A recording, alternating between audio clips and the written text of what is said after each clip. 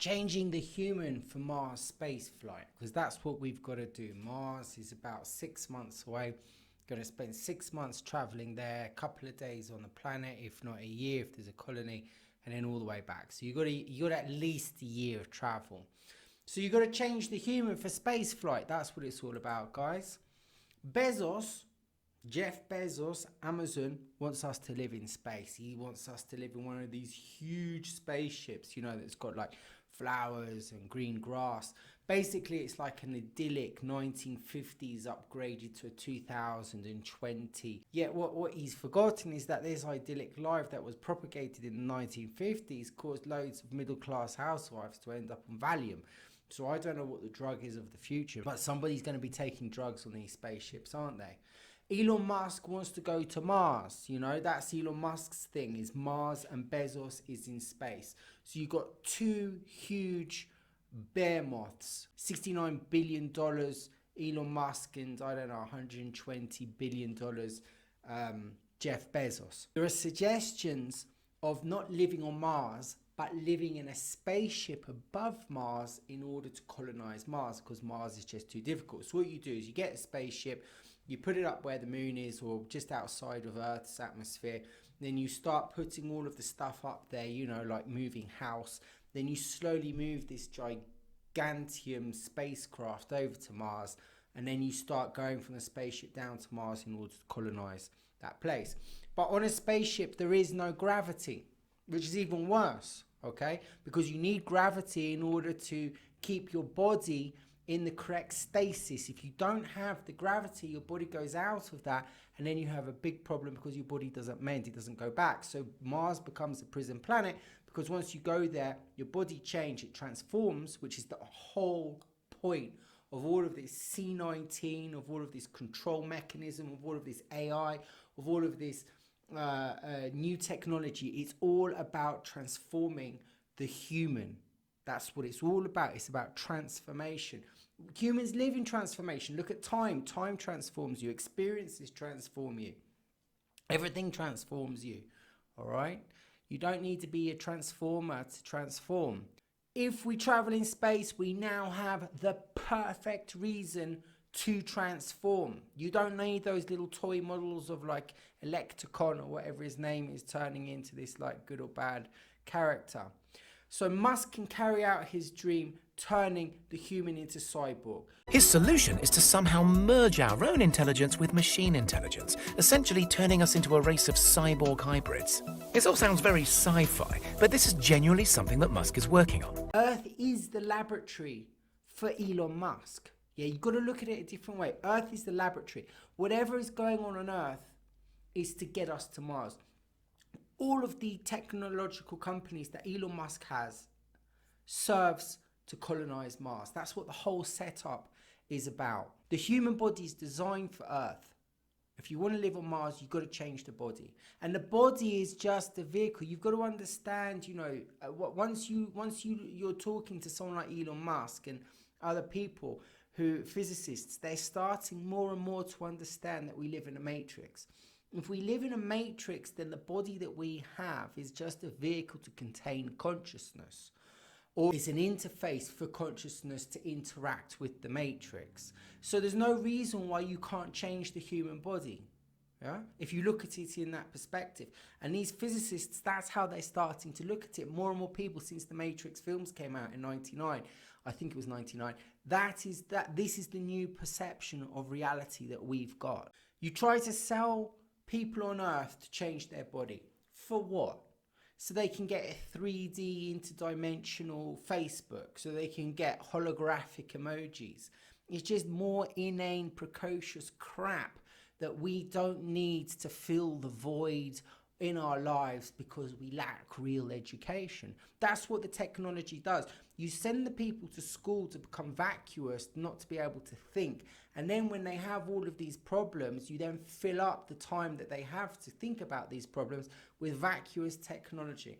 The technology that we have is based on committing crimes against humanity.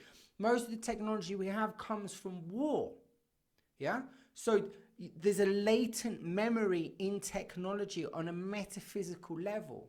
If you believe in metaphysics, that is. But even if you don't believe in metaphysics, you still got to concede that the technology that we have, microwaves, radio, infrared, I think, all comes from military equipment. Therefore, if you have war, you get more technology. And some people might say that at the moment, we are in the Third World War. With C-19 in 2020, this is the Third World War. It's a war on your consciousness. It's a war on taking autonomy away from the human species. Just as Hitler tried to do it with force in the open with the Reichstag, then you have Mao, then you've got other dictators. This is an interdimensional war. This is an unseen war. C-19 is an unseen enemy. You can't see it, but apparently it exists. Like the Jews in the Second World War. Apparently they were controlling Germany. So you give the illusion that you have a threat, and then you build up the machine against that threat, which curtails people's liberties. And at the moment, we have all those liberties which are dissipating and going away. We don't need change. We've been here 200,000 years. What do we need change for? We need change. We need to get cyborg eyes, you know, so that we don't need to look at a map, so that little arrows can tell us wherever we want to go. We want to get special emails in our heads so that no matter where we are in the world, our boss can always get in contact with us, so that we can fill out a pithy little form in order to say whether or not we like the work that we did and to give our feedback. We do not need more technology in the current form that the technology gives us, because it doesn't serve us as humans. What do we gain from having more technology? We gain better lives, but we're getting more depression, we're getting more illnesses, we're getting more diseases. Less time with the family, less time with the children. You're building up education in order to fit the society, the people, the students that go to school are programmed to fulfill the jobs, and you call it education. It's a lie. Even education lies to you now. The jobs that you do are just basically you in an office with artificial lights that take away your vitamin D intake. You can get vitamin D deficiency because you never see the sunlight, because you go to work before the sun comes up, go back after the sun comes down, and never go out of the office. So you get vitamin D deficiency. So what's happening is that our world is changing, and we need the technology to placate the world that we're living in. But the technology isn't serving us. We serve the technology. And to further this technology, we need to get into space. And the reason that we're going into space is because we're under threat on this earth from AI or viruses, whatever it is that people wish to create in order to scaremonger the citizens of Earth. Artificial intelligence. OpenAI, Musk's non-profit research company, was created to avoid the development of artificial intelligence getting out of hand and becoming a danger to humanity. Musk has spoken frequently about the possible dangers of artificial intelligence. To live in space, you need to rectify the problems of the eye. As I've said, the eye sees more greens in the world than anything else because of the food that we eat, which should be mostly green and vegetables. In space, you don't need an Earth eye. You need an infrared eye. You need one of those Terminator eyes or Universal Soldier eyes. You need something to see ultraviolet and infrared. That's why the James Webb Telescope, the latest, most powerful telescope in the world, is going into space to have a look in infrared. Not with Earth eyes, because that's what you see more in space. So if you're in space, then you need a different eye. And that's to say that if you go to Mars and you've got different atmosphere, you've got different light, you've got more UV light because the atmosphere is thinner, and there's more, I think, CO2 than there is oxygen. You don't need the same eyes, or you can't have the same eyes because it gets damaged. It may have to do with changes in the amount of pressure that the eye experiences because of the change in gravity. So it is possible that that our eyes and that vision would be affected by living on Mars for a prolonged period of time. So you might need to have different eyes. Okay. So if you're in space, then there's a reason, there's an impetus to modify the body. And if you don't go to other planets, you're going to be continuously living in space. Then obviously it serves you to have space eyes. Food. there is this massive push for us to not eat meat anymore. With the amount of meat that we need to produce to feed the people, we've got to cut down a large amount of forests. And killing the forest is killing the animals, or the animals that we're not eating, the animals that also have a right to live, and you're also damaging the fauna and nature. What they're doing is they're growing new proteins. One of the plans is to grow bugs in laboratories, or to grow bugs, but now it's just to grow protein, and they're doing this in petri dishes. This is a milestone that demonstrates our capability of producing slaughter-free meat anywhere, in the harshest conditions, with no dependency on either land or availability of water resources. Our mission into space comes at a critical time. Taste buds are for Earth anyway. Taste buds are here to tell people on Earth what foods are good for them, what foods aren't. But if you're in space, nothing grows naturally unless you grow it. And everything you grow is going to be for you as a person. So you're not going to need taste buds. You're not going to need smell that much, are you? So you don't need to have the same sensory capacity things on the food that you need to have on Earth to tell the humans which food to eat and which food not to eat. In truth, you can just have a grey goo or a grey muck in order to fill your stomach on those hungry days. Mars is 38% of Earth gravity. Psychological effects aboard the ISS range. The ISS is the International Space Station, range from muscle atrophy to osteoporosis and negative effects on the balance and cardiovascular system. Once you get to Mars and stay there for a bit, you can't come back. It's a prison planet. Adjusting to the lower level of gravitational pull on Mars may cause a physiological change in the astronauts' bone density, muscle strength, and circulation, making it impossible to survive under Earth conditions if they were to ever return. But the truth is they don't want people to return. The point isn't to have a tourist destination in Mars. The point is to create a different colony, to create a different species of human. And what that species is going to be used for is something that we haven't yet discussed. Whether that species turns on Earth, or that species is like a platform in order to go further into the universe, or to create further changes to the Martian now, because it's not a human, or an Earthling, it's now a Martian, and to create further changes to become something that yet we don't know. This is like post-human. All right, this isn't transhuman, this isn't post-human. We're now going post-human, like Postman Pat. The whole setup of Mars is going to be different. You can't go outside on Mars. You have to stay inside. So you're all going to have these like man-made little huts. It's going to be like Big Brother on methamphetamine, really, to be honest. And that's what I think Big Brother was all about. It's all about putting people into these very small spaces and seeing how they reacted. And I think that quarantine is another way to sort of find how humans react under having their liberties taken away. Is it possible to have somebody in quarantine for a large amount of time? And the obvious answer which is coming out is no. If humans cannot survive in quarantine, then how are they going to survive in a colony on Mars? You'd have to change the behavior. How do you change the behavior? Do you change it when they're young and as they're growing up, as what we're attempting to do now in school? When you go and take the freedoms away from children, when you tell children exactly what to do, how to behave, you psychologically change them. And you need to do that, because if you're on a planet and the planet is hostile, if anybody starts messing around and playing with buttons and opening doors, or playing with fire extinguishers and blowing stuff up, it's not like on Earth you blow a building up and the people can run out of the building. On Mars, you can't run out of the building. You get killed. So you can't have people behaving in the same way that they behave on Earth. So you need behavior modification.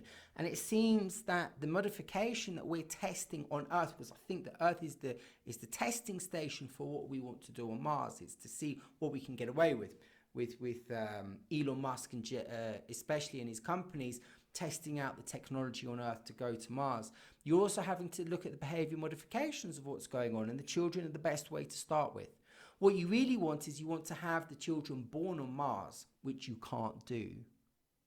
Yeah, which you can't do. You have to take the children out of the person, because the bone structure of an Earth child is much stronger, because of the gravity.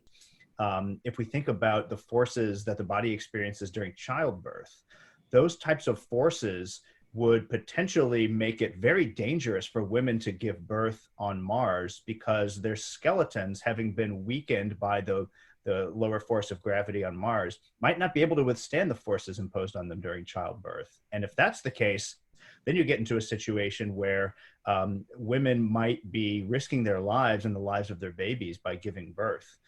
So therefore you have to have outside birth, and that's already been done. You already have animals you can put into plastic bags, yeah, and you can rear them up in plastic bags. And the feminists, there are some feminists which say that, you know, women should have their children outside of their body so that they can concentrate on their jobs.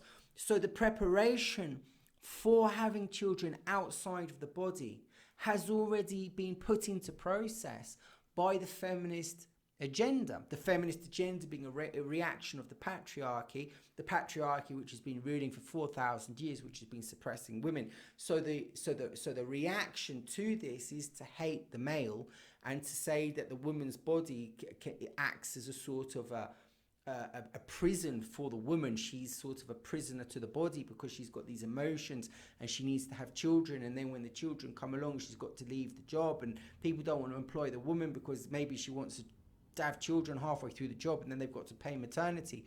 No, so what you do is you freeze your ovaries and then you go and have the children when you're about 50. But or you pay somebody else to have the children for you. But on Mars, you can't pay anyone to have the children for you. On Mars, you have to have the technology in the laboratories to rear the children outside of the human body because of the bone density. Children can't survive the birth. So that's another reason. So you prepare on Earth. Oh no, you shouldn't have children. Oh no, children are bad. Oh no, take the children away from the parents. Don't let parents have children. It's all starting on Earth. It's all being prepared on Earth to prepare the people for Mars. The people that go to Mars are going to be the cleverest, aren't they? It's all going to be NASA and Elon Musk's family and children and Jeff Bezos' extended family. The people that are going there are going to be the most intelligent. Now, intelligence, does it pass from parent to child, or does it jump? Or a lot of people say it jumps.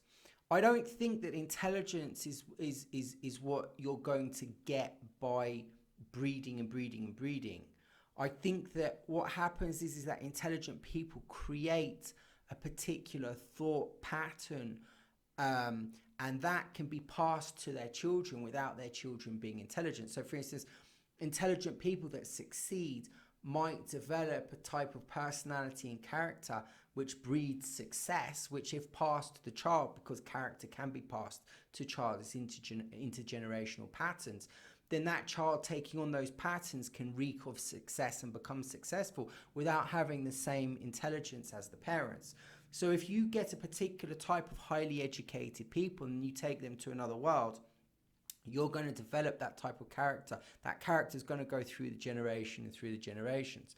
Now, if you're somewhere on Mars and you've got a limited amount of people, you need to bring all the resources that you possibly can together. You can't have waste. Yeah, you can't have people being stupid and lazy.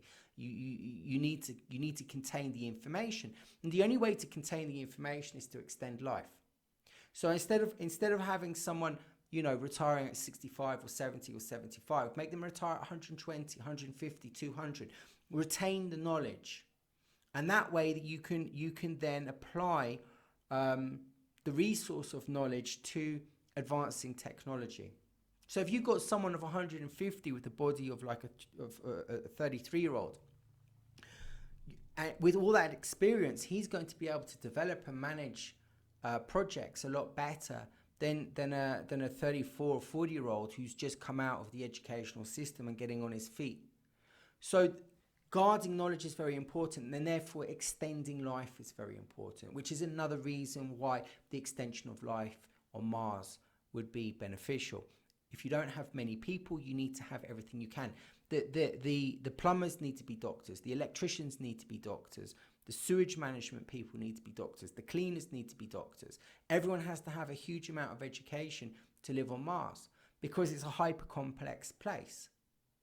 It's like construction workers that build a laboratory and construction workers that build a house. Two different types of construction workers. If you're building a construction worker for a fusion unit to do with nuclear energy, it's going to be completely different if you're building a tiled wall in a bathroom. You got to be extremely clever. You got to understand things, and it's the same going to be on Mars. You have to have intelligent people. On Mars, there's also going to be a lot of radiation within the skin. You're going to get a lot of cancer. Therefore, you need to have two things.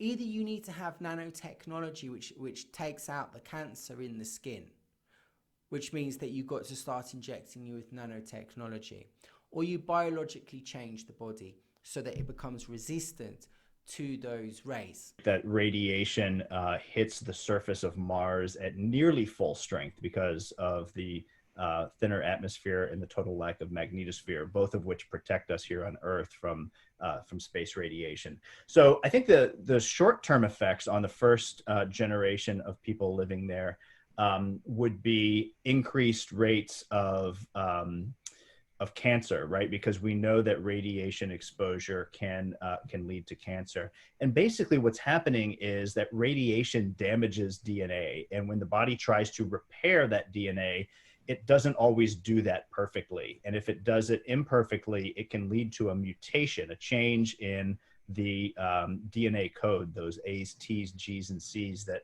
make up our genome. And when you have a mutation like that, it can lead to cancer. And so cancer rates are likely to be much, much higher. That is obviously going to be a big health concern. It could increase the mortality rate substantially among the first generation of people. It's the atmosphere around Earth that protects us from that UV. It's the same living up a mountain. Yeah, if you live up a mountain very, very high and you've got white skin, even if it's not sunny, your skin is still going to dissipate a lot faster than someone that's got more Magdalene, I forget what it's called, in your skin, the pigment in your skin.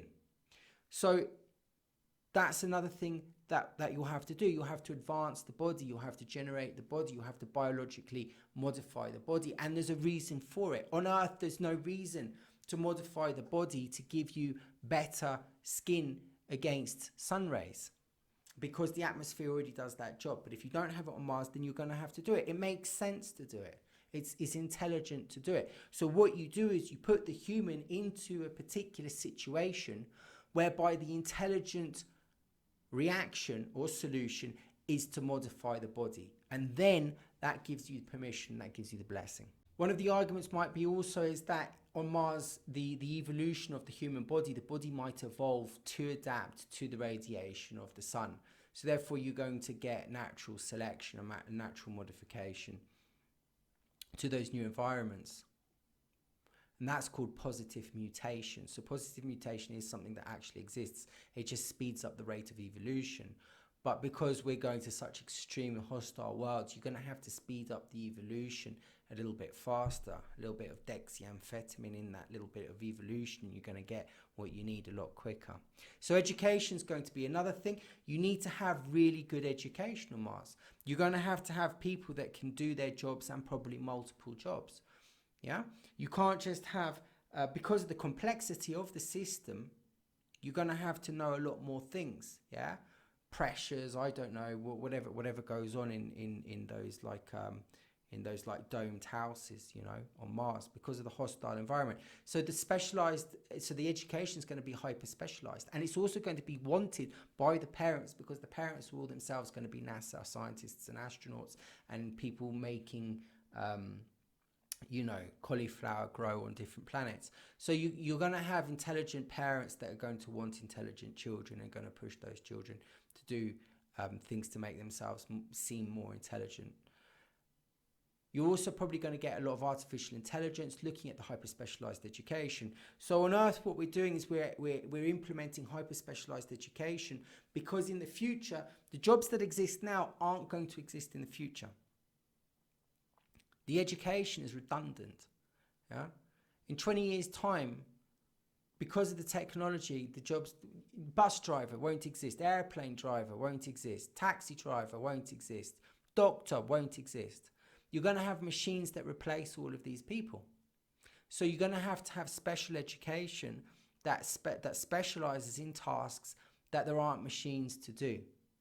And that's going to be done through AI, because the AI needs to monitor what you're good at, what you like, and then it needs to give you that information to make you good at it. And you can't have everyone doing the same job. You can't have 50 technicians or one doctor. On Mars, you're going to have a lot of other people. So therefore, the situation requires people to be things out of necessity. And what are you going to do? Go back to Earth? You can't go back to Earth. You might think, being on Mars, you might say, yeah, well, you know, we're humans, so we're not going to change that much. Communication takes between 3 to 22 minutes to get from Mars to Earth and Earth to Mars. So just to say hello to one another could just take 44 minutes. And that break in communication is going to have a psychological effect on people. It's going to make people feel really separated, really different, really apart. I think that going back in time to probably the 1980s, 1990s, when you had to make calls from England to Australia and it cost an absolute bomb, people didn't make those calls. And there was probably more probably nationalism in different countries. I'm Australian, I'm English. With the advent of travel and communication on WhatsApp, you can phone people for free as long as you want. And therefore, there's a breakdown in the barriers to society, which is another push which is happening on Earth. All the boundaries are starting to come down, the borders between America and Mexico, all of the borders in Europe. They're pushing for people to all be the same. And if you go to Mars, you want people to be the same. You don't want to have division.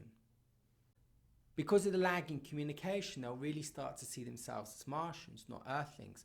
And once they start to see themselves as something different, you know, on Earth, we're all trying to be the same. We don't want to be different. We all want to be the same, so that you can create one type of person to send to Mars. Then on Mars, because of the lag, then they'll start to separate. And when they start to separate, they'll become independent. And when they become independent, then they can probably start going and pursuing the technology and the modifications that they need to in order for the destiny that's been set out by whoever it is that runs this matrix.